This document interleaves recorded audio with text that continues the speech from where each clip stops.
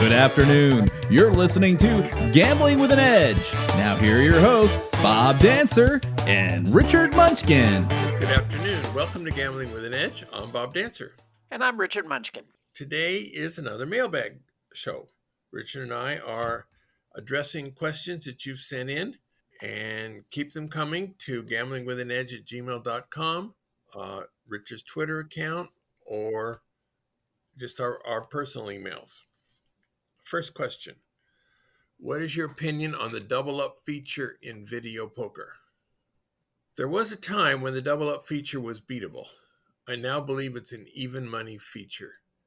Since I'm playing games where I have the advantage, adding a time-consuming feature that slows things down while providing no value is of no interest to me. There are some reasons, though, where it might make sense to use it in some occasions. First, many players aren't playing games where they have the advantage. Adding an even money bet along the way lets them gamble for longer for the same negative EV, or gamble for the same amount of time for less negative EV. There are casinos where the number of hours you play is one of the variables in how much benefits you receive. Doubling up can help you burn up the hours to increase what the same net result can be obtained simply by playing slower without using the double up feature. Periodically, you'll find promotions where hitting a W2G gives you some benefit. In this case, doubling up can be very useful. If you have a choice in stakes, it's most efficient if you can bet so that some pay schedule categories are even multiples of $75. Doubled up, that's $150. Double up 3 more times, and you reach $1,200 on the nose, which is your goal, assuming the underlying game returns less than 100%.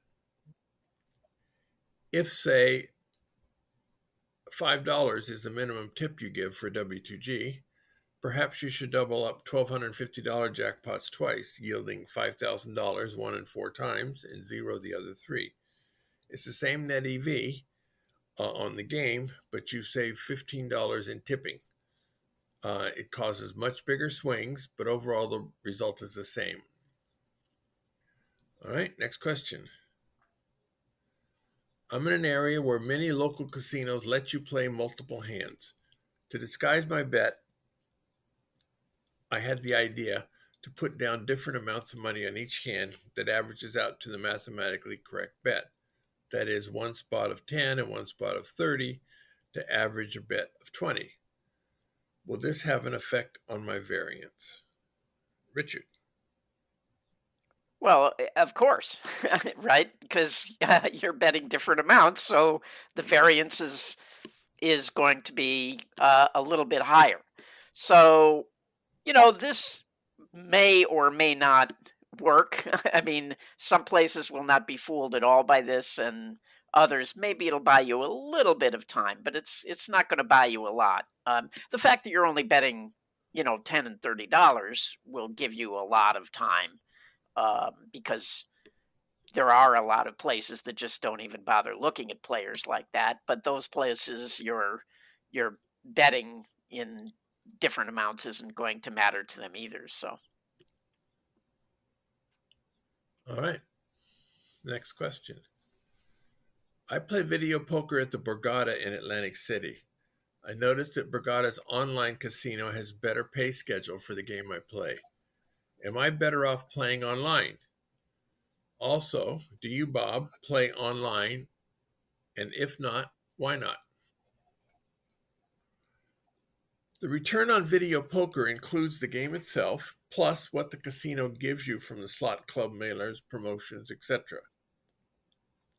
A better pay schedule may or may not be a better gamble, depending on these other things. I don't know the benefits at Borgata, either in the brick and mortar casino or in their online games.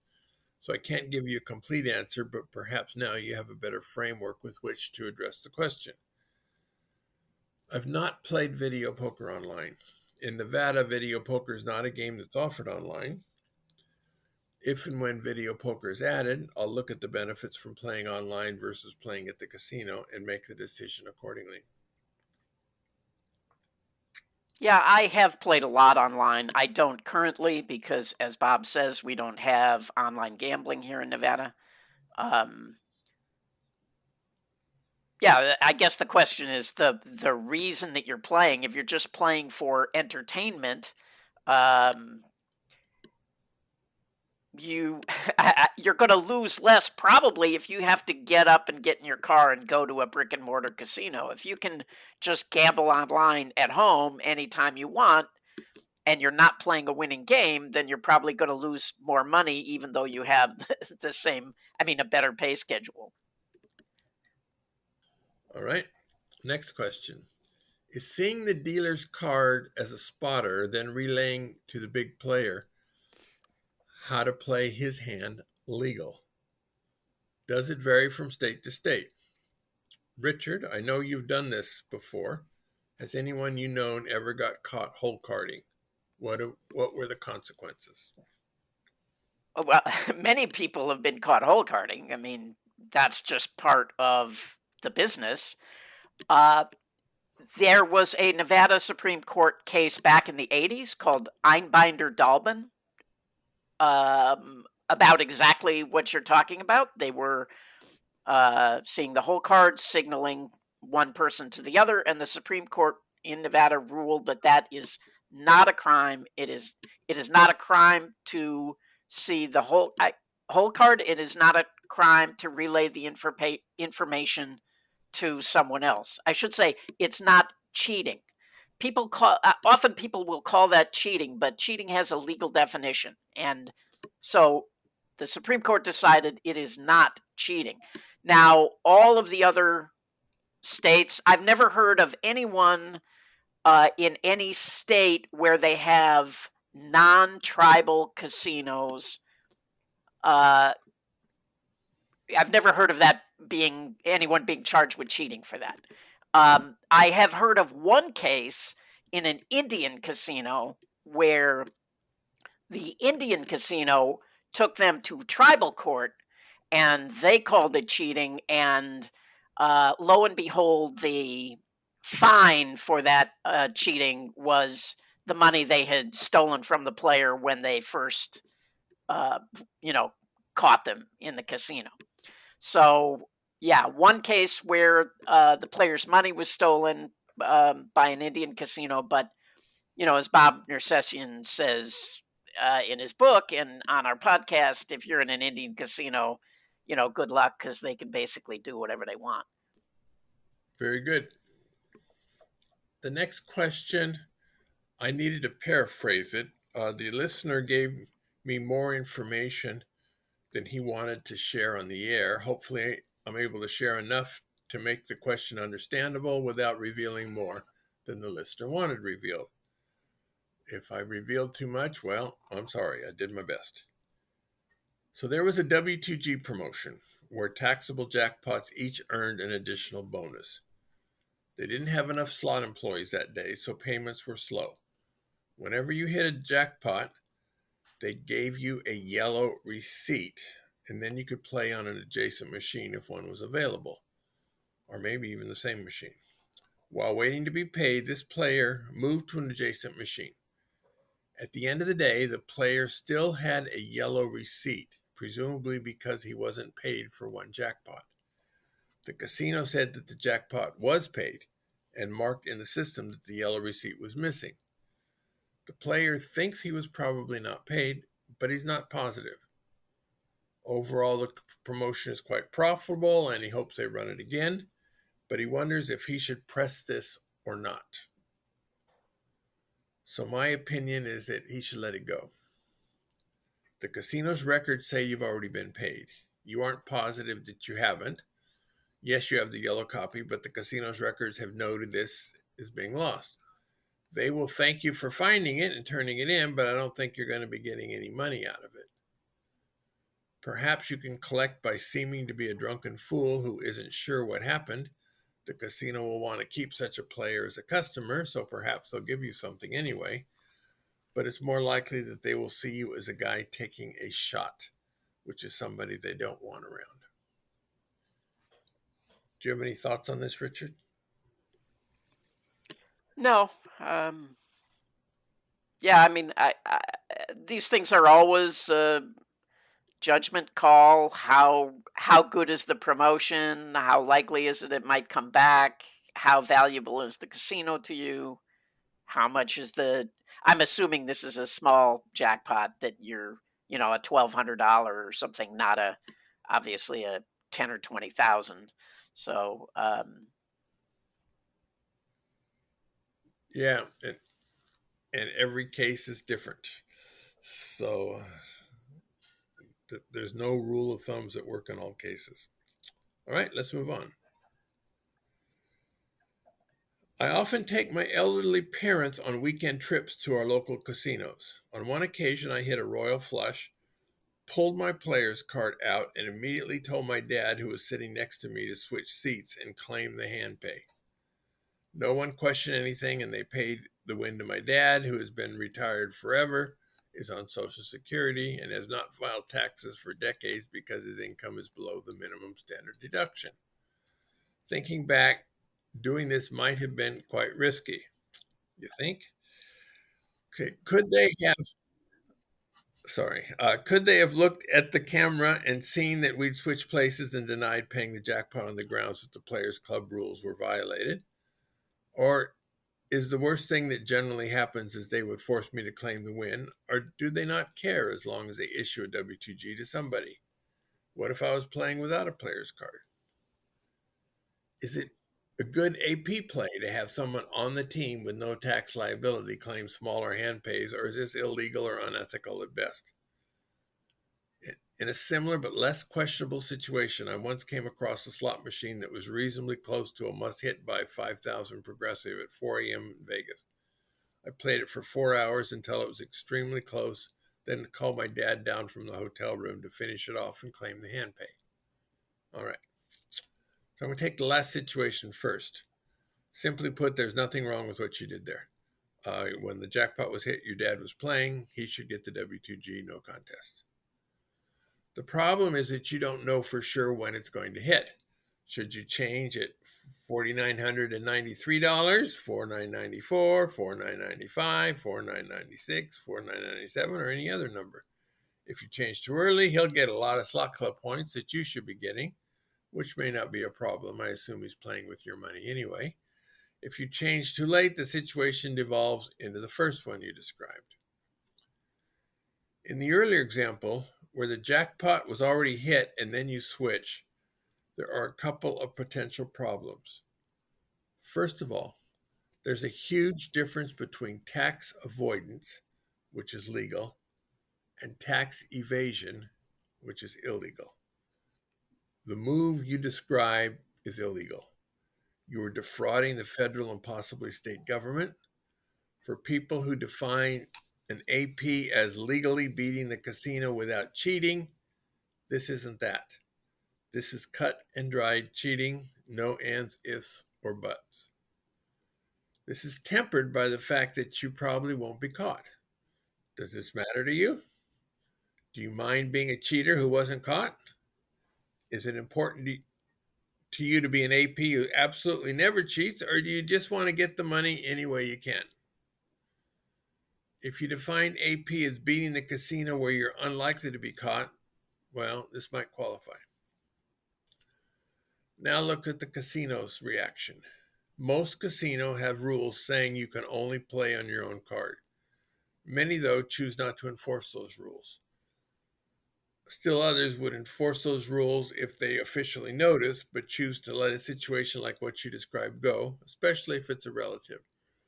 The less you pay on taxes, the more money you have to gamble, and theoretically, at least, the casino will get a part of that money, at least from their point of view. Note that in most player tracking system, the name of whoever's card was in shows up on the player tracking system. If both you and your father have the same last name, or maybe even the same name, they might not notice. But if your last name is Jones and his is Smith, it'll be obvious to them should they choose to make a deal of it. If you're caught by the casino, which will happen some of the time, some casinos let it go, figuring no harm, no foul as far as you're concerned. Some casinos will let you make it right by issuing the W2G in your name while warning you not to do it again. A few casinos will kick both you and your father out for fraud, although those casinos are in the minority. But even if they do kick you out, they will almost certainly pay you first for the current jackpot. All right, next question. I'm new to blackjack and only have some of the playing deviations memorized. I've heard that taking insurance at true count +3 and standing on 16 verse 10 at true count 0 plus are two of the larger advantage increase. Are there any reliable information on the ranking of playing deviations? Well, Don Schlesinger's Illustrious 18 is exactly what you're looking for. His book gives you a lot of backup information, but if you Google the Illustrious 18, there's a lot of places where they've summarized it, and you'll get the gist, which is what some players want. So other than the Illustrious 18, Richard, is there another source for this? Well, I would just say if you want all the information in detail, then pick up Peter Griffin's book, Theory of Blackjack. And in that book, you can see exactly what every strategy deviation is worth. But yeah, the Illustrious 18 covers like 80% of the gain from strategy deviations. All right. Assuming you come to an area and get backed off at a particular casino, with that casino flyering your picture, what suggestions would you have on continuing playing the area? Please assume this is a very sweaty area like Mississippi, where one back-off results in a statewide flyer. What exactly is going on behind the scenes with the flyer? Do they send a picture of me along with my license plate? In theory, if I radically change my appearance and walk to all the other casinos parked from a distance, wouldn't this technically at least buy me some more time at the other casinos in the area? Finally, do you have suggestions on how a tall, nerdy-looking white guy with glasses can appear different enough to fool the other casinos? Thanks a lot for answering this question. All right, Richard. Well, first of all, I would leave the area. I mean, if you're in a sweaty area and you've just been flyered, go somewhere else. I would stay away. So here's what happens. A flyer goes out to, like you said, in Mississippi, it'll go out to all those casinos. And so your picture is sitting on the top of a stack of pictures of people up in the surveillance room. And, but if you go away for 6 months and come back with a slightly different look, which I'll talk about in a second, well, now you're somewhere buried, in each deep in the stack. And so they're unlikely to dig that far down if they're looking into you. And, I'm assuming you're not using a player's card because it would, no matter what you do, it's pointless if you're using a player's card. But as far as changing your look, get contact lenses or LASIK, grow your hair longer or cut it shorter. You can perm it or dye it, grow facial hair or shave your facial hair. Those are the main things to do to change your look. Change the type of way you dress. Like if you were dressing like an MIT student, jeans and a ratty t-shirt,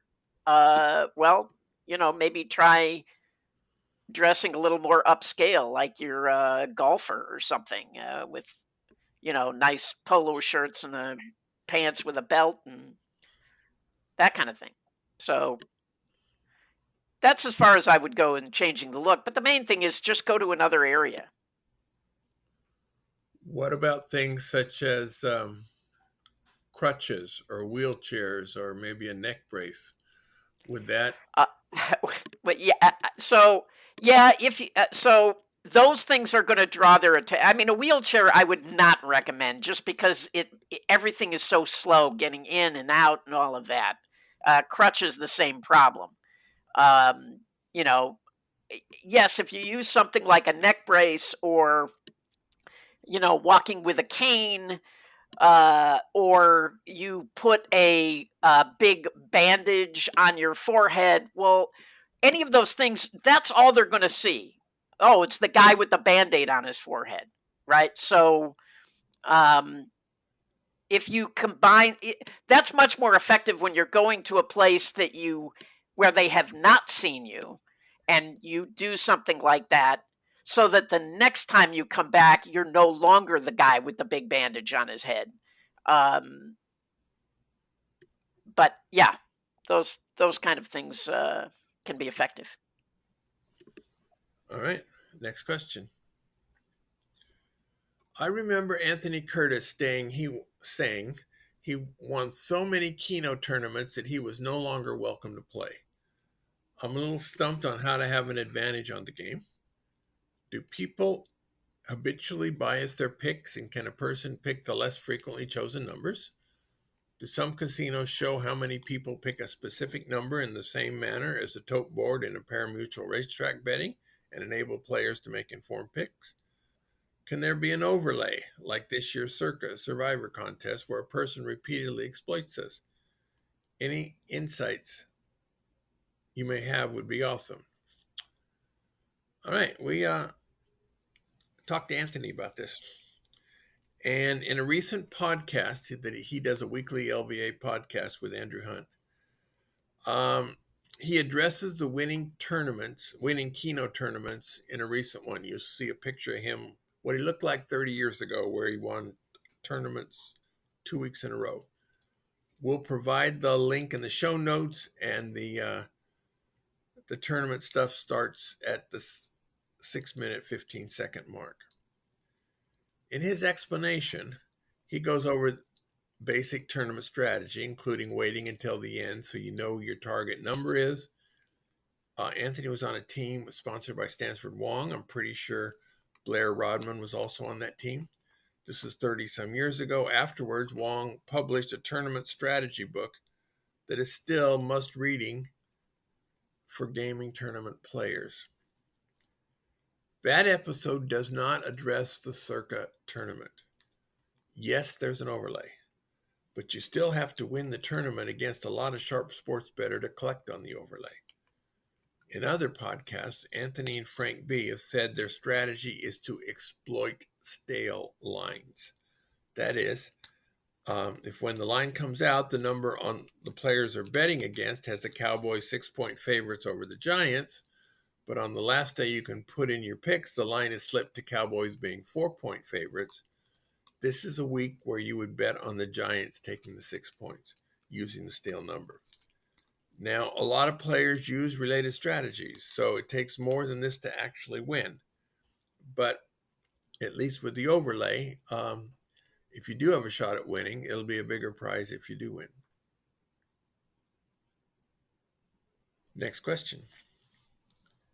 How much does an additional 1,000 credits add to the expected value of video poker progressives?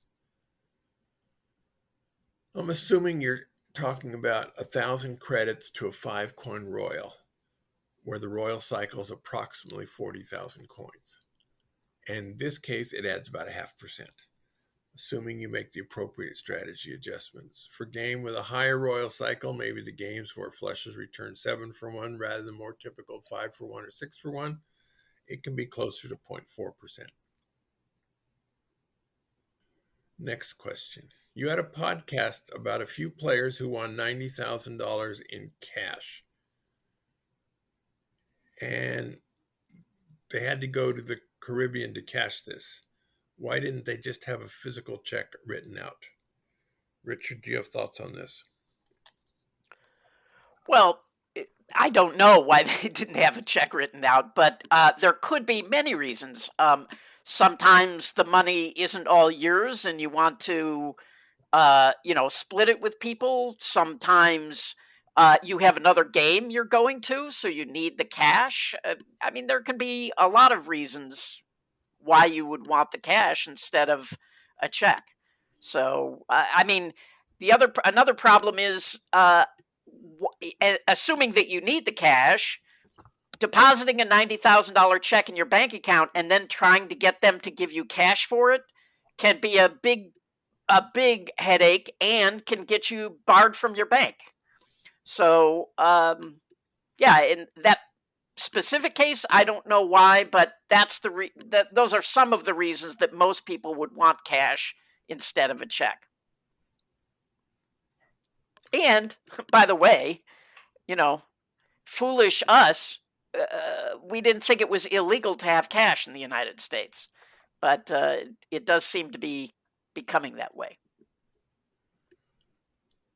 And I suppose it's possible that you have the 90,000 in cash and they don't know what who your name is, what your name is. And of course, if you have a check, you yeah, have to exactly. Yeah. In most cases, you don't want the casino to know your real name. So, there are currency restriction rules coming into the United States. You're not, I think it's $10,000 that you're not supposed to have more than $10,000 in cash coming in, unless you declare. No. It's fine to bring in as much as you want. You just have to declare it. Okay. Yeah.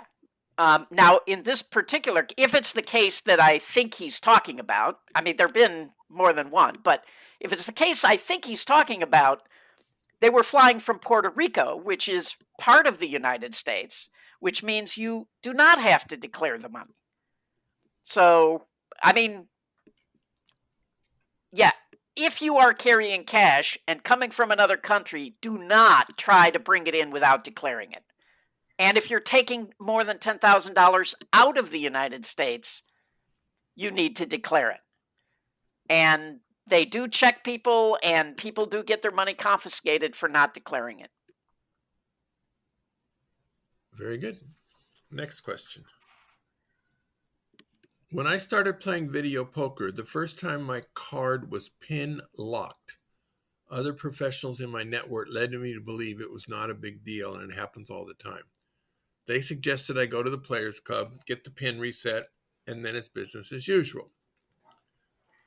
Although the pin reset itself usually went off without a hitch, after a few years of playing, I found in almost every case a pin lock card was one of the early indicators that the end was near. Usually within a couple months, I was no mailed or offers were significantly reduced. Regularly scheduled promotions were changed or ended, or the target game was adjusted or removed. In most cases, the subsequent countermeasures ruined the play, and it was time to move on. I'm wondering what your take is, Bob, on having your card pin locked, either based on your personal experience or on other professionals you know. Is a pin lock usually no big deal, or do most players share my experience where it's more commonly the beginning of the end? Now, I've had cases where a pin lock signified nothing, and other times when it was the end or the beginning of the end. In any of these cases, you have to go to the club booth to find out. Your card is useless to download any free play or redeem points until it's fixed, if they're going to fix it. Now, when I go, though, if I can get it going at least temporarily, now I'm immediately cashing out all the points I can, if I can. Sometimes casinos accurately redeem everything when they restrict you. Sometimes they don't. If I'm possibly on the short timer list, I want to get as much of my free play out of the account in case it goes away soon. And if nothing has happened in 3 months or so, I can let the free play build back up again. All right, next question. I'm very curious about rated versus unrated, and there's a lot of conflicting information out there. The baseline suggestion is always play unrated, but several guests on Gambling with an Edge have said they play rated.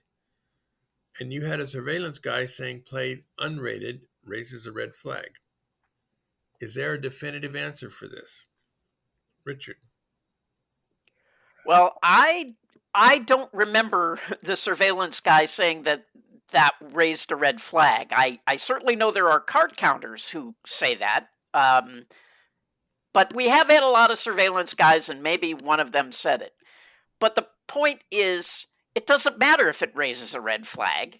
You still shouldn't do it, because if you get backed off and you have given them your name, well, now your name is toast forever. And the only way to get around that is to go have a legal name change. So if you want my opinion, it is to not use a player's card. There is real value in having a clean name. The South Point is more than 10,000 games, returning at least 99%. This is more such games than anyone else has. From 3 a.m. to 3 a.m., Monday through Thursday in June, $600,000 spin to win promotion. Play 2,500 points at video poker, or 750 points at slots, or a combination, and you spin the virtual wheel at your machine. You may win between 2,500 and 100,000 slot points, worth $7.50 to $300 respectively, or free play between $5 and $100. You may spin up to 4 times per promotion day. So far, each spin is it's approximately equivalent to triple points for the first $10,000 coin in for 4 days a week.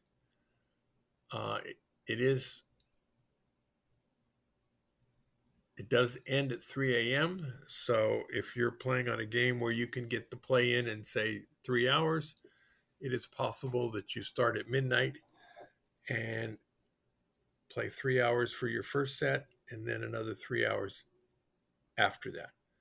If you're playing quarters, single line, $10,000 coin in is going to take you all day, and you're not going to be able to do that back to back.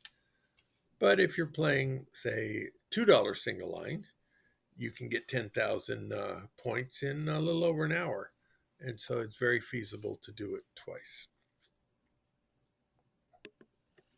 If you're serious about card counting, the Blackjack Apprenticeship membership is a great way to learn, train, network, and get the resources you need to succeed.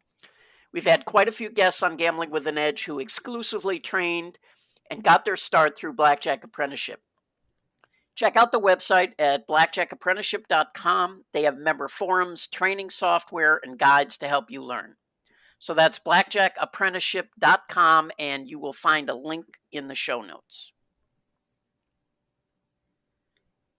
Videopoker.com is the best place to play lots of games. If you sign up for the gold membership, $8.95 a month or $79.95 a year, this allows you to get correction on most of the games.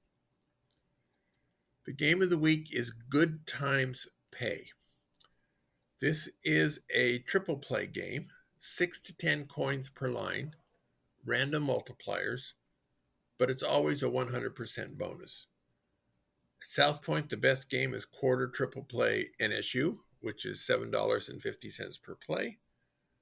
A lot of players find that more fun to play than either single line NSU or single line dollars or single line $2. Let's go back to the questions. I'm headed back to Vegas next week. Where do I need to go for Asian food? Well, there are a lot of really great Asian restaurants in Vegas. So some of my favorites. Now, I prefer kind of hole-in-the-wall places. So, for example, for Thai food, there are 2 great places on Sunset, East Sunset. One is called Table Thai, and another is called Table Thai Kitchen. Those are both on Sunset, east of the Strip. If you want something a little fancier, that the restaurant that people talk about, it's called Lotus of Siam. And for me, Lotus of Siam is kind of resting on their laurels. Their food is very good, but the prices have gone up and the portions have gone down. And So that's great for Thai food. Another one of my favorite places is called Zhang Noodle, and it's a little hole in the wall place on West Flamingo and Decatur. Um, if you want something fancy, there are several Nobus in town. There's Mr. Chow's at Caesar's Palace, but I would really recommend that you get off the strip. If you like dim sum, uh, Ping Pang Pong in the Gold Coast is good.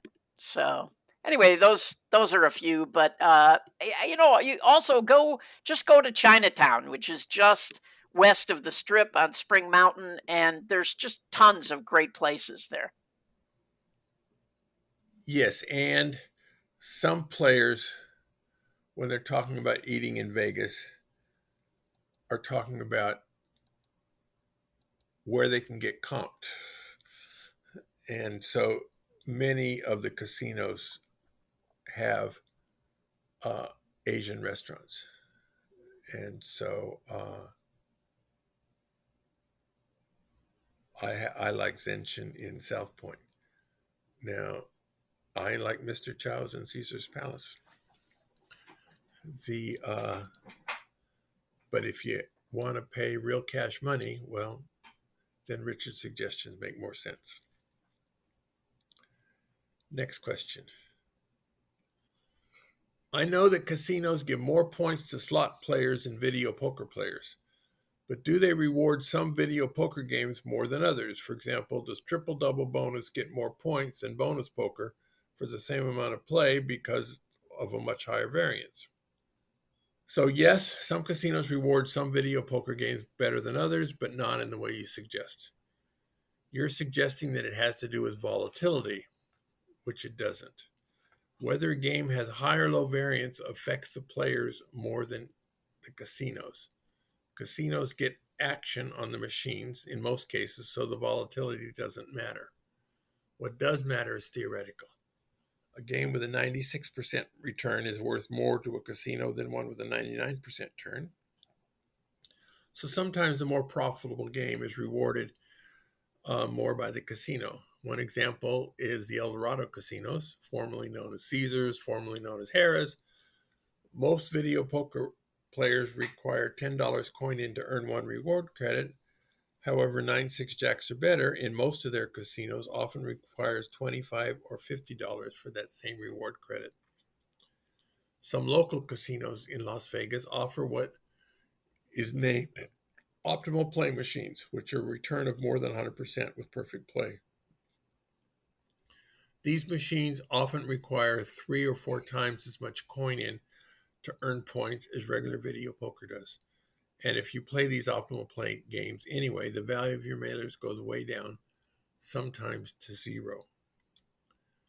Another thing to keep in mind is in most casinos, all games on one physical box get the same slot club points. So if they have one casino, the Four Queens has a $10.7 double bonus, which is over 100%, but they also have 8-5 double bonus, which is way under 100% on the same box. And these get half the slot club points as the regular machines do. So even though that double bonus game is way tighter, if you play it on those machines, you will get less slot club points. Next question. I've been practicing video poker on videopoker.com and playing double bonus with my free play. If I wanted to get the most out of free play to add to my bankrolls, are high variance game better? How would you play $150 a day free play if I were to like a midnight straddle in 2 days, so I have $300 in free play and only play one game? Like, should I play double or triple double? I just want to learn one strategy. Would double or triple double be better? You've said double bonus has a variance or volatility of 93, Not true. That's triple double. Could you compare the double double and triple double for me at those levels? The games are 7-5, which is terrible, but I can kill time between negative shoes with the free play. All right. Well, you're right that these are terrible games, but you're wrong about the variance. 7-5 double double bonus is worth 95.7% with a variance of 42. 7-5 triple double bonus is worth 94.9% with a variance of 101. Now, it's unlikely those are the best two games in the casino, but I don't even know what casino you're talking about. If I were forced to choose between those two games, I'd pick double double bonus because it both has a higher return and a lower variance, and those are both pluses. If you don't file as a professional gambler, double double bonus has fewer and smaller W2Gs than triple double bonus. I don't understand why he doesn't just pick a better game like jacks are better or bonus poker or something. Well, I don't know what they have. And if he's only going to learn one strategy, he likely doesn't know the key to evaluating the other games. But If you're only probably, going to learn one strategy, though, I would go find out what the best game in the place is and learn that. Although, I mean, wouldn't you say that learning the jacks are better strategy is sort of the most kind of generic thing to learn if you're only going to learn one strategy? yeah, if you're going to play that game, jacks are better and bonus poker have for approximately equivalent strategies. And the strategy for double bonus and double double bonus are similar, not exact. So it depends on what you're going to play. Now, this guy is playing a pretty small amount, $150 a day, Yeah. which is, and he only wants to learn one strategy. So I don't know if is he ever going to play video poker somewhere else where other games are valuable. Um, I don't know. On videopoker.com, I doubt, they have pay schedules you can go against, but I doubt if they go down to 7-5.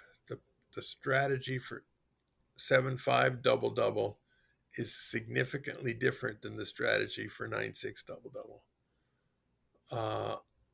And so if he's practicing on videopoker.com with the wrong pay schedule, that's going to do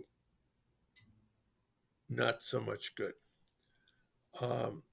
Win Poker is still sold, and you can put in the exact pay schedule and you can practice till you get good. But I'm not sure this guy wants to get good. He wants to get a benefit for the least amount of effort. All right, next question. I came across two Harrah's Cherokee casinos in North Carolina. One is in a small town, Murphy, North Carolina, which I don't believe to be a reservation, and the much larger one is in the town of Cherokee, which is on a reservation for sure. Big signs informing you. Do these casinos classify as Indian casinos with the Harrah's name attached? And should a player be worried about playing there or not? Would love to return someday. Very nice establishment, the both of them. Well, they're definitely Indian casinos. We mentioned earlier, Bob Nersessian indicates be very, very wary at Indian casinos. Now, I've played at Harrah's Cherokee. It is I am not doing anything pushing the envelope. And so I am relatively not concerned with getting into trouble. The people who get into trouble are, pushing the envelope. And these are Indian casinos. Richard, do you have any thoughts? No, I really don't know anything about them at all. So But as Bob says, if you're just a recreational player or you're just taking advantage of the mailers you get playing video poker or slots or things, you really don't have anything to worry about in an Indian casino. Um, What I just said, the people who get into trouble there are people taking shots or pushing the envelope. Do you concur with that? well, no, I don't consider counting cards, pushing the envelope. Nor do I. So, but certainly, card counters sometimes experience trouble in Indian casinos. Now, I have no idea if there's any problem at those particular ones. But as I say, I don't consider uh, counting cards to be pushing the envelope. But maybe hole carding, or maybe. Yeah, or maybe slot scavenging stuff. Some casinos really don't like that. Yeah. All right. Very good. We have run out of questions. So we need you, the listener, to send us some more. And send it to gamblingwithanedge@gmail.com, or send it to Richard and me individually. And we will, in another month or 3, have another one of these. At the end of our show, we have a recommended section. Richard, do you have something to recommend to our listeners today? I do, but I should say that I also recommended all those good restaurants. But in addition to that, my recommended this week is a podcast called Margins of Error, and there was a recent episode called "Bursting the Bath Time Bubble," and basically, it's a history. Uh, Cleanliness and the reason it's I don't know, the reason it struck me was because here in Nevada we are going through this drought and Lake Mead is down like to all-time lows and we're running out of water, and whenever I'm taking a shower I'm always thinking, we waste an awful lot of clean water by showering every day, and do we really get that dirty? I mean, what did I do that made me so dirty that I need to shower every day? And anyway, so this particular podcast kind of came along at the right time with this sort of history of how often people shower and I just or bathe, and I just found the whole thing very interesting. So, but I also think there's got to be a better way, right? There should be some way that we can clean ourselves. I don't know, without using all sorts of clean drinking water. But anyway, so that's my recommended. The podcast is called Margins of Error. You might find other episodes there that you like, and so that's it for me. Well, my recommended is another lawyer series, William Bernhardt. He wrote something like 20 of Ben Kincaid novels, where it had the same law firm based in San Diego, and kind of a continuing thread. And so I've read a whole lot of those, and I really liked them. In 2019, he started a new series. The lawyer is named Daniel Pike, and always takes the underdog. And they're different. They're interesting stories. After the Last Chance Lawyers, the next two, they have I would say, a liberal bent to them. The bad guys are always arch conservatives. The good guys want platforms that socially progressive people would like. So if you are depending on your politics, that may have your effect as to whether or not you liked it. On the Ben Kincaid ones, politics didn't enter into it, but on the Daniel Pike ones, it does. But outside of the politics, it's an interesting story and good lawyers. So that's William Bernhardt. All right. Thank you very much, Richard. Go out and hit lots of royal flushes, everybody. Good day.